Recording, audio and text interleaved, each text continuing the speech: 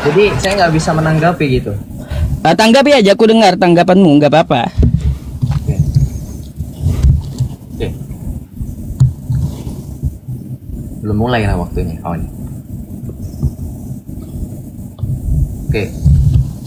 Oke, terima kasih ya Ustadz Yusuf sudah ditanggapi. Tapi apakah terjawab, teman-teman silahkan jawab sendiri. Pertanyaan saya tadi apa? Ada dua pokok bahasan. Saya tadi sudah bilang, kalau andai kata Nur Muhammad ini makhluk, maka konsekuensi logis adalah Allah menciptakan dari makhluk. Maka Allah menciptakan segala sesuatu menggunakan makhluk. Berarti gugurlah salah satu dari sifat wajib bagi Allah, qiyamuhu binafsihi, bahwa dia berdiri sendiri tanpa bergantung kepada makhluk.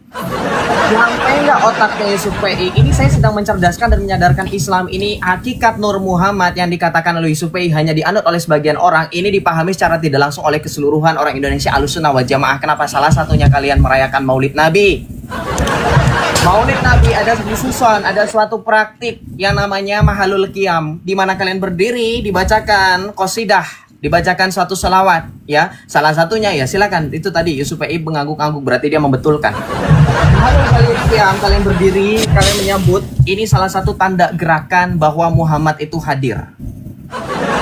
Itu salah satu kekhususan dalam Islam dalam acara Maulid Nabi. Namanya Mahalul Qiyam dibacakan. Nah, ini salah satu yang nyambung dengan Nur Muhammad. Nah, tadi saya pertanyakan, saya tadi sudah baca Nur Muhammad bagi sebagian orang kholik, bagi sebagian orang makhluk, bagi sebagian lagi Nur Muhammad itu bukan kholik, bukan makhluk, seperti Kiai Haji Said Akil Siroj yang kamu remehkan.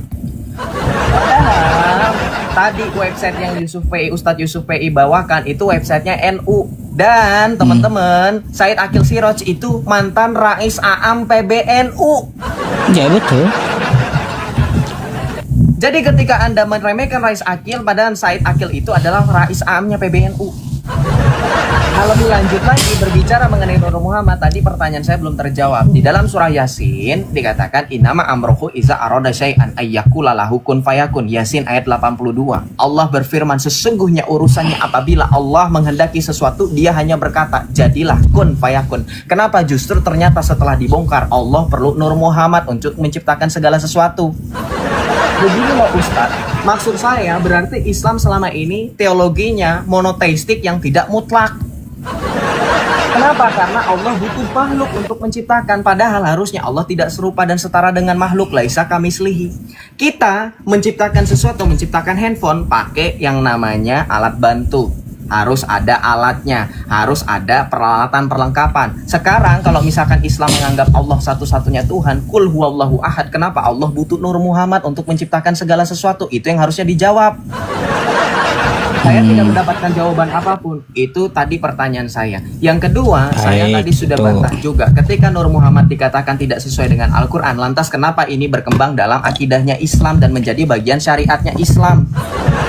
Bahkan Ustadz Yusuf PI tadi mengakui betul Nur Muhammad itu adalah yang pertama diciptakan. Sedangkan dalam hadis-hadis yang lain, salah satunya hadis Sahih mengatakan Muhammad itu bersabda bahwa yang Allah ciptakan pertama kali adalah pena.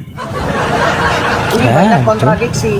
Silakan Anda buka sendiri. Kalau Anda mau bantah itu silakan Anda buka sendiri. Pertama yang Allah ciptakan katanya al-qalam atau pena. Hadis Tirmizi yang pertama kali diciptakan adalah pena. Ini didukung oleh An-Nawawi, Ibnu Hibban dan At-Tabari. Kemudian yang kedua, ada lagi anggapan yang diciptakan pertama kali adalah arash. Arashnya Allah, singgasananya Allah, itu dari hadis riwayat Bukhari. Arashnya di atas air berdasarkan surah Hud ayat 7. Kemudian didukung oleh Ibnu Katsir dan Al-Qurtubi. Ya, kemudian yang kemudian diyakini pertama kali diciptakan. Sorry, itu Nur Muhammad. Tapi yang harusnya jujur, Ustadz, saya tanya, Nur Muhammad ini doif atau tidak doif?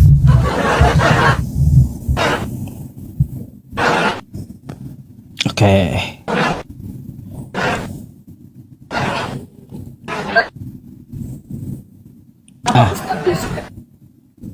Nur Muhammad ini ada kebanyakan kata tersebut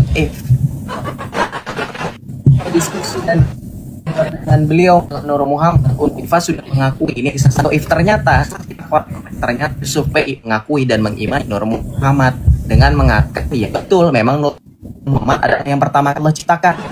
Jadi tolong jawab. Anda mengatakan logos itu ciptaan, logos itu ciptaan, logos itu bukan ciptaan. Logos itu adalah yang menciptakan segala sesuatu. NRK, en hologos, kai hologos, en prostonteon. Logos di situ adalah akal budi, daya cipta. Anda kalau merujuk kepada bahasa asli seperti itu, tidak ada di situ ciptaan. Justru dengan logos Allah menciptakan segala sesuatu. Karena dengan daya akal budinya, dengan firman-Nya Allah menciptakan segala sesuatu. Makanya dikatakan pada mulanya adalah firman, firman itu bersama-sama dengan Allah dan firman itu adalah Allah. Di ayat ketiga dikatakan segala sesuatu dijadikan melalui logos.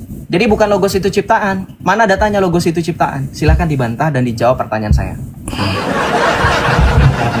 Oh, kau minta jawaban. Baik, berarti kau jawab dulu ya. Gak apa-apa, dia minta jawaban. Ya teman-teman semuanya. Allah qiyamuhu binafsihi. Ya, dia itu ya berdiri sendiri. Betul? Dia tidak perlu dengan makhluknya. Dia tidak bergantung dengan makhluk. Makanya kan ada tuh kosakata di Al-Ikhlas, Allahus Somad. Allah tempat bergantung seluruh makhluk, bukan yang digantung oleh makhluk, bukan ya. Jadi kalaunya ada yang digantung oleh makhluknya itu jelas bukan Tuhan. Nah, itu kan kayak gitu.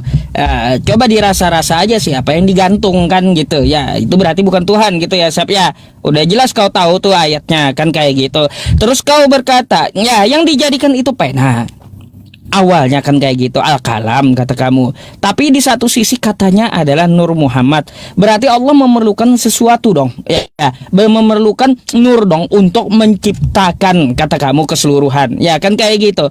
Sep, semua itu ada sebab, ada akibat. Ayat yang kau bawa ya, innama amruhu idza arada syai'an ayyaqula lahu kun fayakun. Kun fayakun. Kau tahu aja apa enggak maksudnya? Kata Allah kun, kata perintah, jadi fi'il amar. Fayakun, maka dia menjadi fi'il mudhari. Berarti ada bahan awal Sep untuk menciptakan sesuatu tuh ya. Gimana sih? Ada bahan awal, nggak ada ucu-ucu langsung nongol sendiri tanpa sebab. Itu nggak masuk akal ya. Kalaunya tanpa sebab maka udah melanggar kun fayakun. Makanya menciptakan segala sesuatu tuh ya ada awal. Ketika Allah menciptakan al-kalam pena, maka artinya ada bahan pena tersebut. Yaitu apa? Menurut pemahaman dari Sufi ya adalah Nur Muhammad tadi. Yang kau tanya kepadaku pena itu di awal sesudah jadi penanya. Paham? Sebelum jadi apa bahannya? Kan kayak gitu. Dari bahan dia disuruh jadi, maka dia akan menjadi. Kayak gitu maksudnya. Jadi nggak ada bertabrakan antara paham Nur Muhammad yang pertama kali sebagai bahan dan ya pena yang pertama kali diciptakan yang sudah jadi. Paham kan? Sesuatu itu perlu bahan. Ada sebab, ada akibat. Gak mungkin kamu bikin kopi ya langsung jadi kopi di tanganmu. Gak mungkin. Pasti kamu mempunyai bahan ya untuk membuat kopi. Itulah disebut sebab akibat. Gak mungkin ucuk-ucuk kamu ingin kopi muncul langsung kopi di hadapanmu. Mustahil. Makanya kata Allah pakai akal. Afala ta'qilun, afala tatafakkarun. Semua yang diciptakan itu ya berawal. Namanya aja makhluk. Namanya makhluk artinya dia berawal. Makanya Allah itu tidak berawal. Qiyamuhu binafsihi. Aduh. Jadi kau nggak ngerti juga apa itu kun fayakun. Makanya aku sarankan nanti kau belajar ya gitu ya. Ada kalimat yang perintah lalu dia menjadi fi'il amar, kun fayakun itu adalah fi'il mudhari. Akan menjadi, nggak batal dia. Artinya apa di situ? Ketika Allah memerintahkan jadilah pena, bahannya apa? Dari bahan itu dia berproses. Kun fayakun, berproses namanya. Sebutannya aja kun fayakun, berproses gitu. Ketika Allah perintahkan dia berproses jadi. Jadi kalaunya Allah memerintahkan ya jadilah pena, langsung nongol penanya. Nggak ada bahan gitu, maka udah melanggar firmannya sendiri ya, melanggar kun fayakun tadi. Rupanya kau nggak ngerti pula di situ. Makanya sesuatu itu ada bahan. Bukan berarti Allah Subhanahu wa taala bergantung dengan makhluk. Beda pembahasan. Kalau Allah bergantung dengan makhluk itu, ya itu beda pembahasan. Ya, yang jelas Allah itu tidak bergantung dengan makhluk, tidak memerlukan makhluk. Yang jelas pula Allah itu tidak digantung oleh makhluk. Jadi ya dirasa-rasa Sep ya, kalaunya ada ya yang namanya Tuhan digantung oleh makhluknya, bukan Tuhan itu Sep ya. Dah. Sehingga ini ya teman-teman, nggak nanya Joseph.